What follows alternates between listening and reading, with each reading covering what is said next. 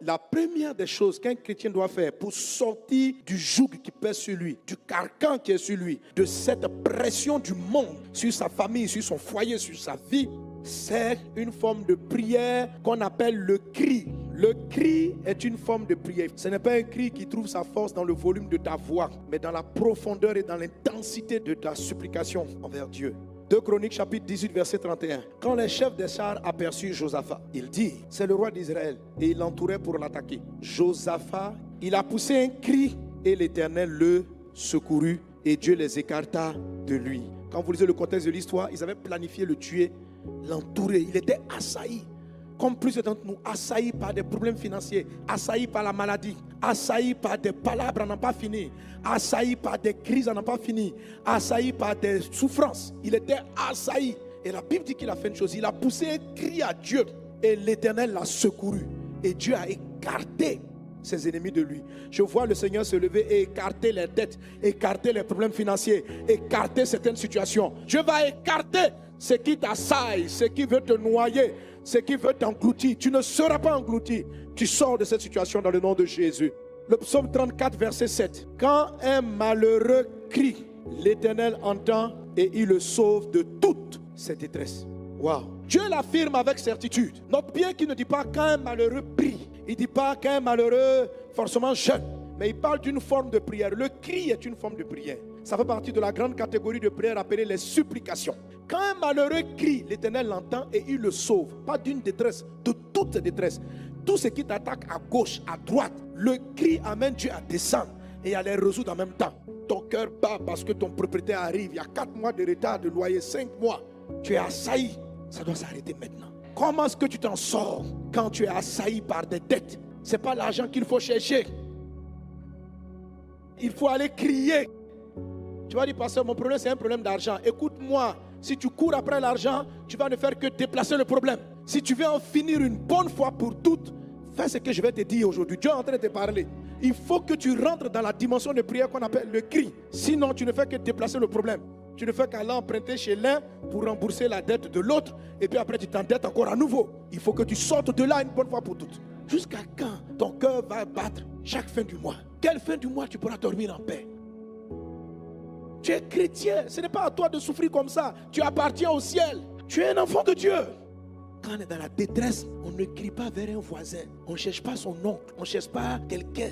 On crie à Dieu. Alors qu'est-ce que c'est que cette prière de supplication? Faites en tout temps toutes sortes de prières. Et puis il parle donc de prière de supplication. Donc dans le lot des prières de supplication, il y a une forme de prière qu'on appelle le cri. C'est très utilisé dans la parole de Dieu. Jésus lui-même a crié. La Bible dit qu'il a fait de grands cris. Hébreux chapitre 5 verset 7. C'est lui qui dans les jours de sa chair, ayant présenté avec de grands cris et avec larmes des prières et des supplications à celui qui pouvait le sauver de la mort et ayant été exaucé à cause de sa piété, a appris, bien qu'il fût fils, l'obéissance par les choses qu'il a souffert. Donc Jésus lui-même, lorsqu'il allait aller dans la mort et dans le tombeau, pour que Dieu le sorte de cette détresse et des méchants, il a crié. La vie va vous amener à des carrefours où vous devez absolument utiliser le cri. Vous ne pouvez pas être exempté de cette forme de prière. Et il y a beaucoup d'entre vous, Dieu fait tout pour les amener au cri, mais ils ne veulent pas crier. Ils préfèrent toujours des prières diplomatiques. Le cri est une prière indispensable lorsque Dieu va vous donner quelque chose de très important. C'est une disposition d'ouverture du ciel. Amen. Chaque forme de prière crée une forme d'ouverture. Quand il n'y a rien pour te sortir d'un problème, la forme de prière que l'Esprit de Dieu te conduira à faire, c'est le cri. N'évite pas cette prière, affronte-la, fais-la quand tu es dans la détresse. Sinon, ça ne marchera pas, tu ne t'en sortiras pas. Alors, on dit c'est crier à Dieu. On n'a pas dit crier sur Dieu ou crier contre Dieu. Il y a certains dans la détresse. Papa Dieu, moi je ne suis pas content. Tu n'as pas dit que tu pouvais. Moi je ne suis pas content. Non. Si tu ne me sors pas de là, moi je me regarde. En tout cas, tu cries contre qui? Qu'est-ce qui t'arrive? Tu n'as pas ça à dire, on n'a qu'à crier. Mais tu n'as pas compris, crier à Dieu. Le cri est une forme de prière pour laquelle on sait que Dieu est notre seule solution. On crie à lui, on crie à son secours, on crie à sa grâce, on crie à son intervention. On sait qu'il est notre seule issue. Celui qui crie contre Dieu, en fait, il est fâché de Dieu, il est un peu déçu de Dieu, et puis il attend Dieu au carrefour. Et il a envie de lui dire 3 mots. Non, c'est un manque de foi, ce genre de prière. C'est quelqu'un qui pense que Dieu délibérément veut le faire souffrir et que Dieu a le pouvoir mais il ne veut pas. Ne crie pas contre Dieu. Le cri contre Dieu, ce sont les murmures. Ne sois pas dans les murmures. Quand tu es coincé, tu ne sais pas comment t'en sortir. Ne dis pas Dieu peut tout, pourquoi il me laisse dans la situation. Non, c'est qu'il va te répondre. La puissance qu'il va te donner, elle va changer toute ta vie. Le cri est une puissante prière. Jésus a crié. Quand Jésus était en train de prier à Gethsémane, il ne priait pas pour ne pas mourir. Il priait pour que Dieu le sauve de la mort. Le texte dit qu'il a été exaucé. Or, Jésus n'a pas été exaucé dans le sens qu'il n'est pas mort. Jésus a été exaucé parce qu'il est revenu à la vie. Donc, la résurrection de Jésus est déjà écrite, frère. Ça veut dire, depuis l'Ancien Testament, la Bible dit que Jésus va passer 3 jours dans le tombeau et il va revenir à la vie. Alors, pourquoi crie-t-il pour quelque chose que Dieu a déjà promis? Pourquoi Jésus crie avec des larmes? Pourquoi supplie-t-il Dieu pour une promesse que Dieu a déjà faite? Or, toi-même, on ne t'a pas trop promis. Est-ce que tu peux dire que Dieu t'a promis? Ton sujet n'est même pas trop certain. Toi, tu ne veux pas crier. À quoi tu ne peux pas crier? Trop de chrétiens se disent ce que Dieu a prévu va se faire. Donc, il n'y a pas besoin de faire d'efforts. Bon, comme il faut prier. Oh Dieu. Alléluia. Donne-moi un peu d'argent, je vais sortir de la situation. La galette va bien attraper. C'est pourquoi tu fais le malin. Oh Dieu. Oh Dieu, personne n'est comme toi. Je sais que tu pourvois tout. L'or et l'argent sont à toi. Oui, mais madame, tu es là. En début d'année, une prophétie vient. Tu te marieras. Et puis tu es là. 1 mois passe, 2 mois, ni fiancé, ni truc. Tu ne veux pas crier. Ce qu'il a dit, il a dit. Ce que sa bouche a dit, ça m'a accompli. On arrive en novembre. Ce que sa bouche a dit. Dans toute l'année, là, est-ce que tu as crié? Jésus a pleuré. Il dit, Dieu, ressuscite-moi.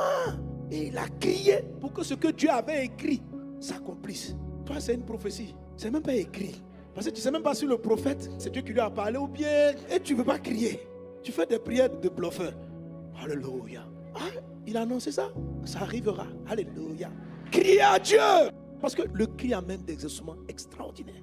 Le cri fait descendre Dieu. Le cri est ce qui permet à Dieu d'enfanter sur la terre ce qui n'existait pas auparavant. Et de briser toute cette détresse. Il dit, j'ai crié à Dieu, il m'a délivré de toutes mes détresses. Pas d'une, pas de deux. Quand tu cries, il y a un règlement global, général, sur tes situations. Quand tu cries, Dieu vient traiter avec chacun de tes problèmes qui t'assaillent.